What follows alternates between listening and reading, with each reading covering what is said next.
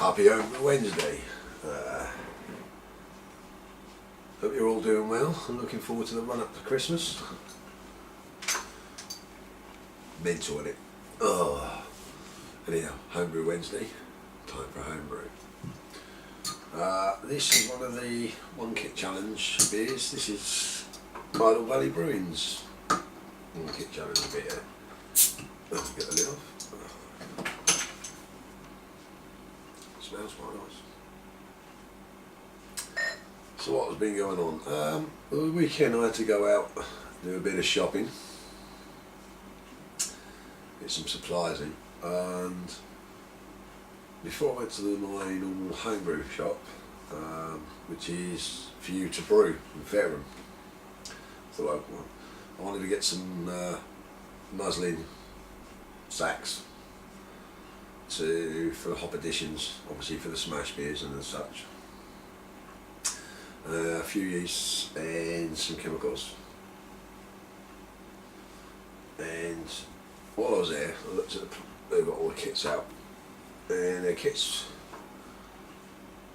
are a little bit more expensive than you can get from other places, I suppose. A small little brew shop, obviously paying the rates and all that, it does kill them. Then I went into Wilkinson's and they had a Caxton's Best Bitter kit. Now I started brewing in 1986 and my first brew was a Caxton's Best Bitter, which I got from Boots. If you look at a few Homebrew Wednesdays back, I actually got along with Boots catalogue from that time. It was like £3.29 for the kit, and it was a kilo of table sugar and some water, and that was the first brew I ever made. So I thought, bit of fun, and it's down to Jonah's One Kit Challenge, a bit of fun, because I haven't brewed it since about 91. I used to brew it quite a lot, so I did enjoy that one. But with all the years of experience, the knowledge you gain, and the fact they do like spray malt, beer enhancer, brewing sugars, dextrose, and I've got a couple of bags of beer enhancer, which is like a spray malt dextrose mix. And I thought, what fun to do it now compared to what I did then, because I literally did throw a bag of sugar and some water and that was it. I didn't short brew it, I didn't add anything to start with, I just brewed it straight.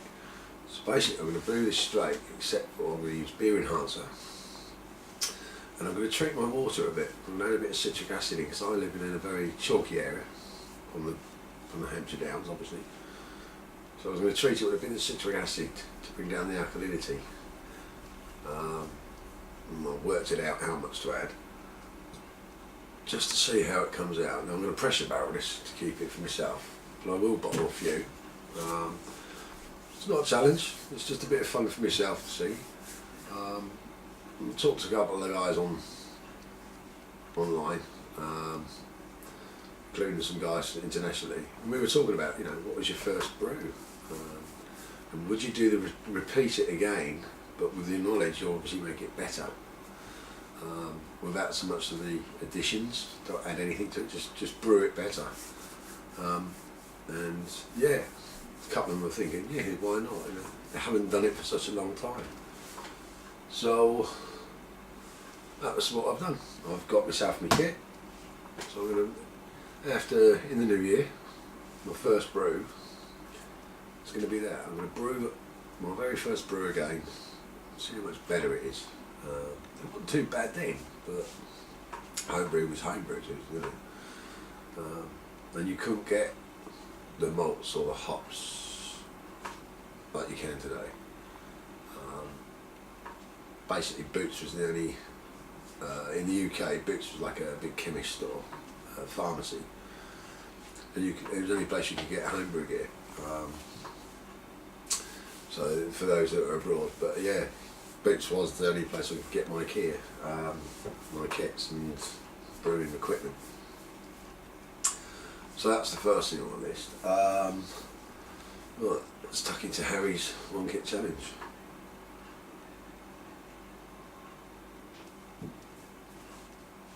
Oh, I see what you mean, Harry.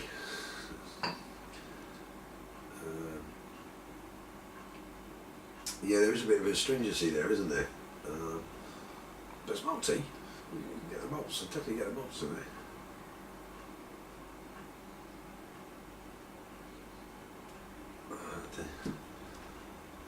It's Cooper's English bitter kit.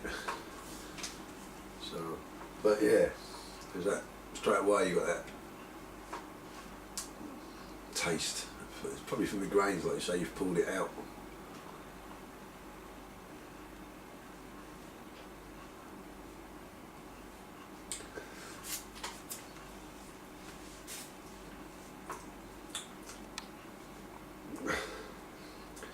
But it's not.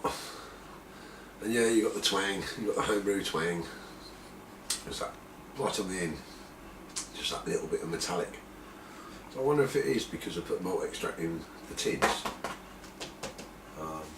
Maybe they should put them in plastic containers. I've got malt extract upstairs, just in a plastic bucket. It'd be interesting to find out if the transfer of flavour's different. Cheers, Harry.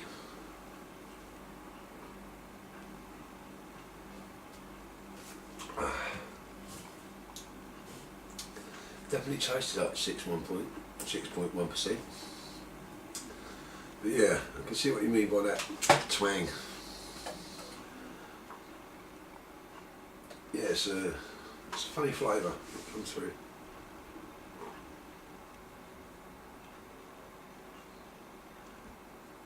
It's there, but then you get your malts come through and the alcohol. But it's drinkable. Oh, not too bad. It's not too bad. But yeah, you're right about that little quirky flavour on the palate. But hey, it's homebrew.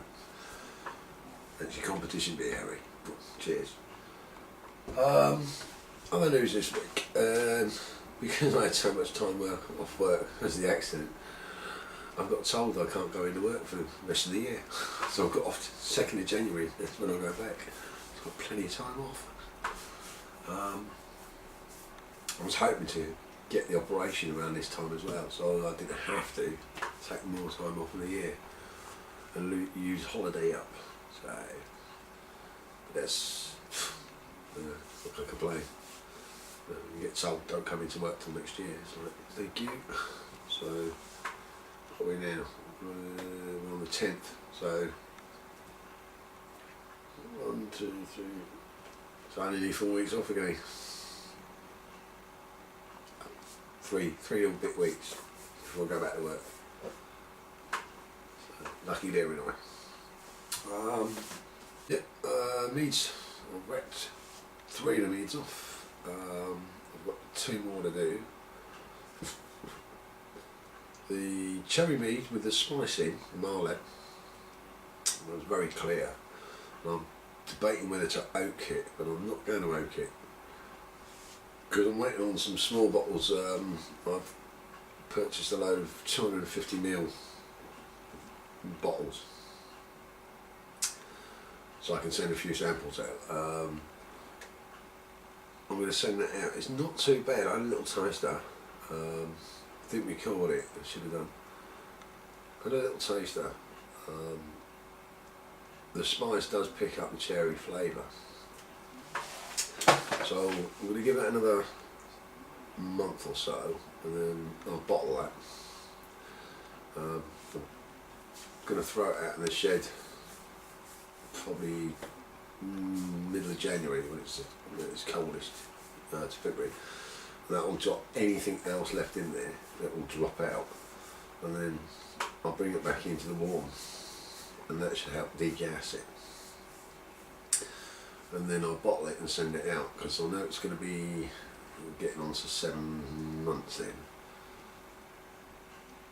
So I'll bottle that, and then I'll send that one out for tasting. So it's still a bit young, but we're going to set that out, send a few little bit of samples out tasting. Couple of friends in Wales obviously, but I'll send a few. That's why I bought a load of 250ml bottles, because only a gallon taster. And then I'll sit on a couple of bottles this out. And yeah, get a little bit of feedback on that as to how flavour is. I did let it sit on the vanilla for a while as well. I've got 2 pods in. Vanilla extract. Someone was asking me how you do it. I will do a program, I'll do a video on how I make my vanilla extract. But I'll give you an outline. If you buy a Kilner jar or a Kilner bottle, like a slow gin bottle, the one to look at is New to Homebrew Tom and his slow gin, how he makes it. Basically it is the same way, except for you use vodka rather than gin. I usually put in 10, 15 vanilla pods in my jar, it's a big jar. You can split them if you want to get the flavour extract, or you can leave them whole, or you can slice them in half so they're not split, they're just cut in half to fit in the jar. Top it up with vodka, and every day for twice a day, just give it a good shake. 30-second shake, let it stand, keep going back. So once in the morning, once at night, just keep shaking it. 3 times a day on the weekends if you got it. And you'll see it go dark and dark. After about 3 months, you'll get the flavour. After 4 months, you've got a really good extract. And it's pure, so you've not got any of the preservatives or any of the extra sugar you get with vanilla essence. If you add that to a homebrew, so say like a couple of tablespoons of homebrew, or like I would say, I'm going to make that a tablespoon a gallon into like something like a guinea, a stout or a porter, you should, depending on how many vanilla pods you've got in there, get a good concentration, and that will be equivalent to say 4 or 5 pods going in the secondary for a week, because you're adding flavour. And also the vodka, it runs at 30 to 40% depending on what vodka you use. You dilute that over 5 gallons, it works out less than 1/10% addition of alcohol. So that's how you do it. I will show do a video. I'm at time to do it, so I will do one now. I've got some time off work. How to make a vanilla extract. So I'll start to do that. And what I'll do is I keep mine, because then I use it for beers. When I do meads and that, I tend to throw whole pods in, because they're in there for 2 months, and I just think the flavour just kicks it in, and I don't like adding a spirit into my meads. Don't ask me why. I just like to keep my ingredients pure in the meads, in the beers and that. Yeah, I use extract. I know Darren's got Homeworth Homebrew. Darren, he has got his vanilla pods ordered, and I've got asked her several times about the extract, so I will do a video on that one. And what's that? What else is there? Oh, yeah, talk about Darren. I don't know if he's going to upload a video this week, or Grant is. And Harry, as you know, I got a Zippy Aid package of beers, and as a thank you, I got some custom made bottle tops, which have been sent out and people have got now. So I can mention it, I don't know if they'll upload it. So cheers boys, I hope you're happy. It's a little thank you from me, because that was a nice gesture to send beers to Jonah, and Jonah obviously brought them down. And yeah, so thanks a lot, and I hope you like your Prezi, as they say. There is a couple more on the way. The last thing I know is that they have been shipped, but I've not got them yet. So they will go out as soon as possible. Nothing really in the pipeline apart from, like I say, I'm doing the Caxton's, gonna do the vanilla stout with the chocolate, and then it's down to the smash beers. On the smash off, I've been asked by several people they're not going to review, but they would like all the beers. And I've said no to that because at the moment we've got 12 reviewers.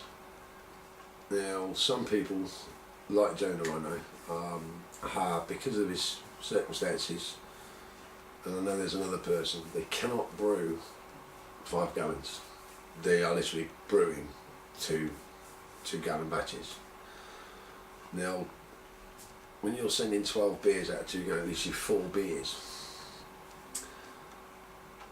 It's unfair to, I think, everyone's going to pay postage out for the beers that they're sending, and I've got to send out parcels. At the moment, Maltmen have said no, so I'm going to turn around and approach Homebrew Shop and see if we can get some bit of sponsorship from them. And to keep it down in the cost of it all, I said no to that. If you're reviewing, you're going to get all the beers to judge. If you're not reviewing, purely on the grounds that some people are only brewing 2 gallons. Now 2 gallons, if you bottle it, you think, oh, that's 16 bottles, but you get your losses. So you might end up with 14 bottles. And that's a lot. You could have more losses, depending on how thick your sediment is, as you know, as a home brewer.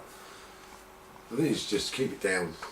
It's 12. So the number of beers you're going to send to the hub is 12 beers. Right? And it keeps everything on, all the packages down, and it makes it easier. So that's the reason I'm saying that if you're not reviewing, the prize will be a complete box of beers. I'm sure I've got 11 reviewers, but I want 12 beers, and whoever wins can have the box. Now, if I won, I would send it to the best non-reviewer, because obviously the reviewers have had all their beers. So hopefully everyone else might feel the same, that they've reviewed the beers, judged it, we'll pass it on to the best non-reviewer.